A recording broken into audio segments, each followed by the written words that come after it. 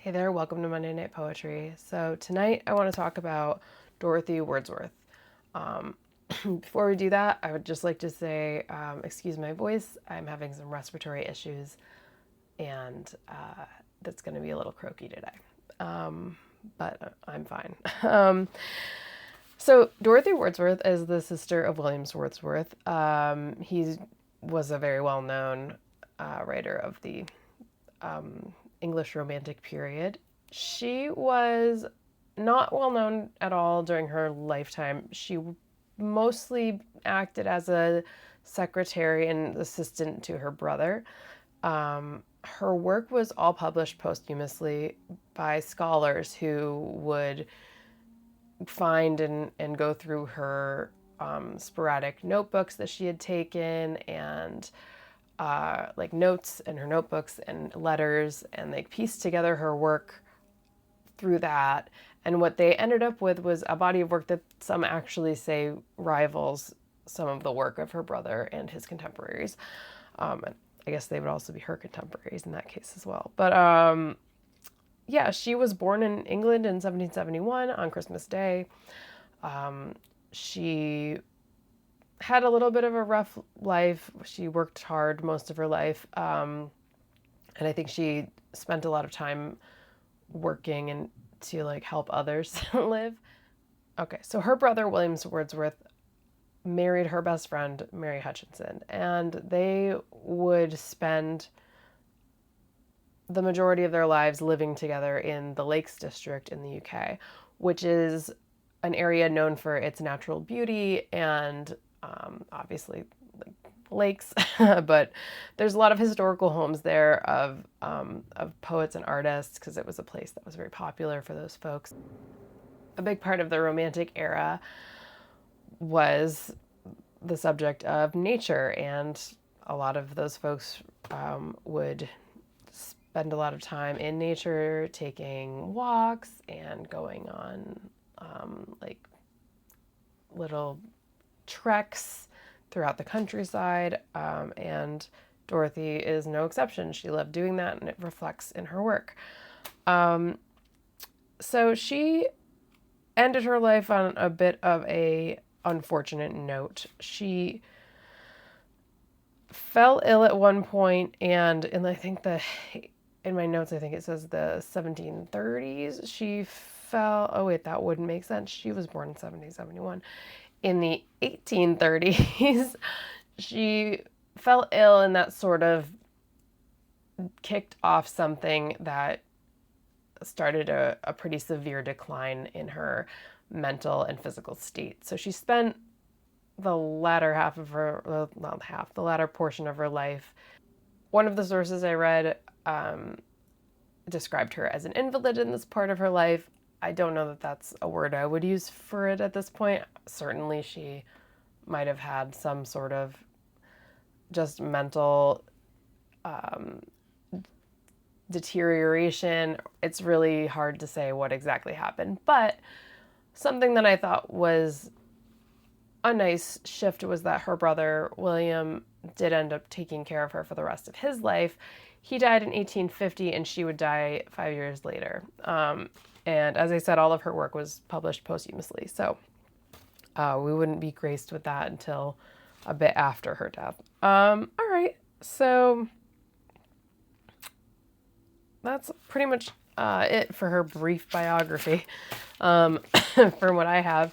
So one of the poems, excuse me, one of the poems I'd like to read of hers is called Floating Island. So Floating Island by Dorothy Wordsworth. Harmonious powers with nature work on sky, earth, river, lake, and sea, sunshine and storm, whirlwind and breeze, all in one duteous task agree.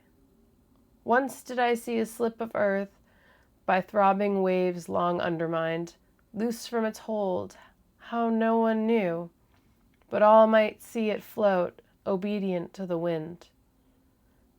Might see it from the mossy shore, dissevered float upon the lake, float with its crest of trees adorned, on which the warbling birds their pastime take. Food, shelter, safety, they find.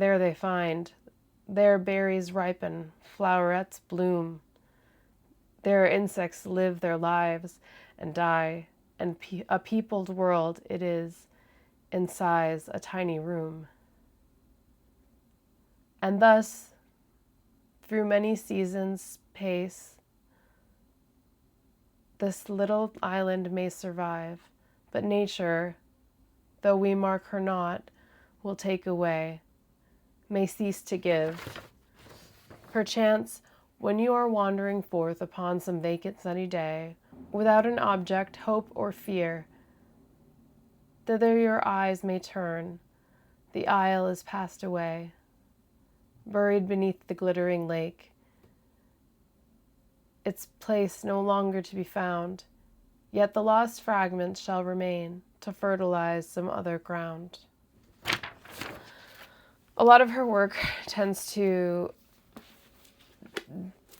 deal with observation of nature and observations of like humanity through that scope.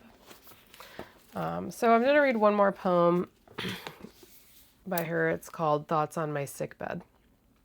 And this was potentially around the time where she had fallen ill. It might have been among some of the last things she wrote while she was still like considered like herself.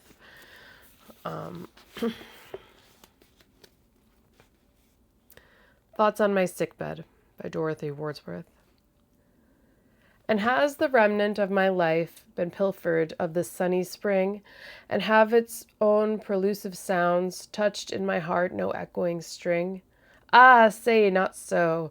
The hidden life, couchant within this feeble frame, hath been enriched by kindred gifts, that undesired, unsought for came, with joyful heart in youthful days, when fresh each season in its round, I welcome the earliest celandine glittering upon the mossy ground. With busy eyes I pierced the lane, in quest of known and unknown things, the primrose a lamp on its fortress rock, the silent butterfly spreading its wings, the violet betrayed by its noiseless breath, the daffodil dancing in the breeze, the caroling thrush on his naked perch, towering above the budding trees, our cottage hearth, no longer our home, companions of nature were we. The stirring, the still, the loquacious, the mute, to all we gave our sympathy. Yet never in those careless days when springtime in rock, field, or bower was but a fountain of earthly hope, a promise of fruits and the splendid flower. No, then I never felt a bliss that might with that compare, which piercing to my couch of rest came on the vernal air. When loving friends an offering brought, the first flowers of the year, culled from the precincts of our home, from the nooks to memory dear. With some sad thoughts, the work was done, unprompted and unbidden, but joy it brought to my hidden life, to consciousness no longer hidden. I felt a power unfelt before, controlling weakness, languor, pain. It bore me to the terrace walk, I trod the hills again. No prisoner in this lonely room, I saw the green banks of the Wye, recalling the prophetic words, bard, brother, friend from infancy.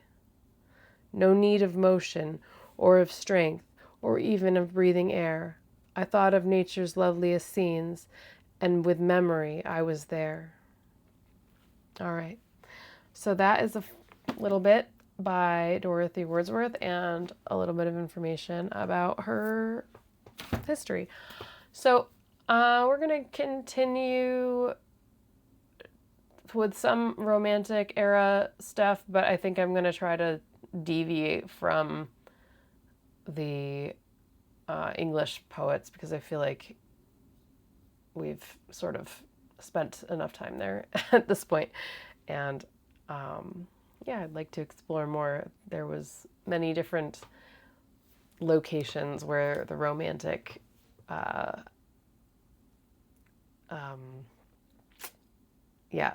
the romantic art movement, creative movement, sort of had its hand in a lot of different countries, or had its influence in a lot of different countries.